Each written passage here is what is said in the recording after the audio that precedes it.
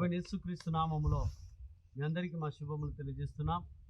మిమ్మల్ని మీ కుటుంబాలను దేవుడు దీవించి మంచి ఆరోగ్యాలు ఇచ్చినగాక. ఛత్తీస్గఢ్, మహారాష్ట్ర, తెలంగాణ, ఆంధ్రప్రదేశ్ యొక్క బార్డర్లో ఆయా ప్రాంతాల్లో నదులు, వాగులు, ఆయా పర్వతాలు తిరగడానికి దేవుడు కృప చూపాడు.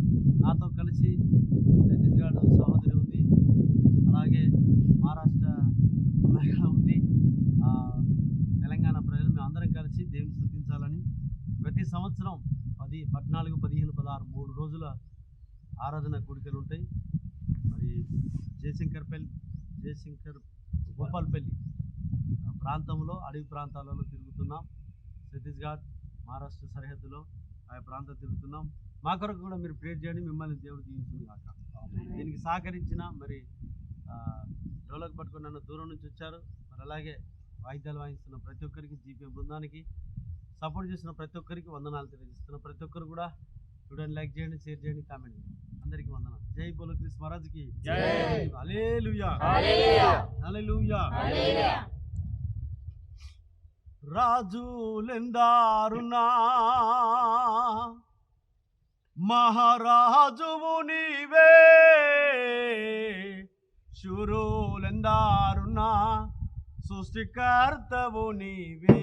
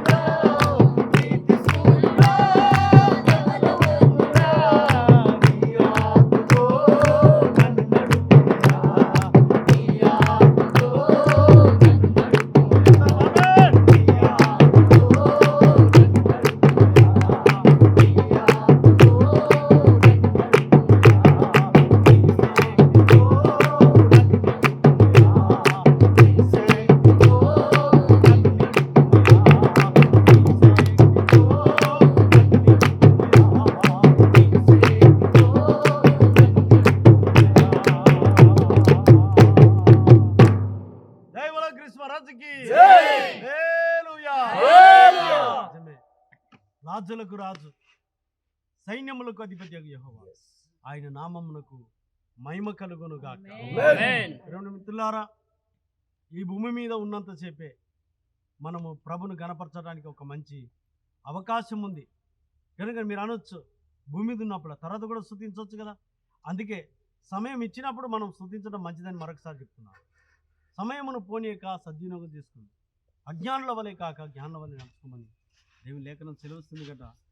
స్తుతి చేయుట మంచిది, స్తుతించుట ఆశీర్వాదకరం, నిత్యము స్తుతించమని దేవుని వాక్యం సెలవుస్తుంది కనుక మీరందరూ కూడా ప్రతి ఒక్కరు కూడా దేవుని నామాన్ని గణపరచాలని కోరుతూ ఈ మాటను ముగిస్తుంది. మీ అందరినీ దేవుడు దీవించాలి.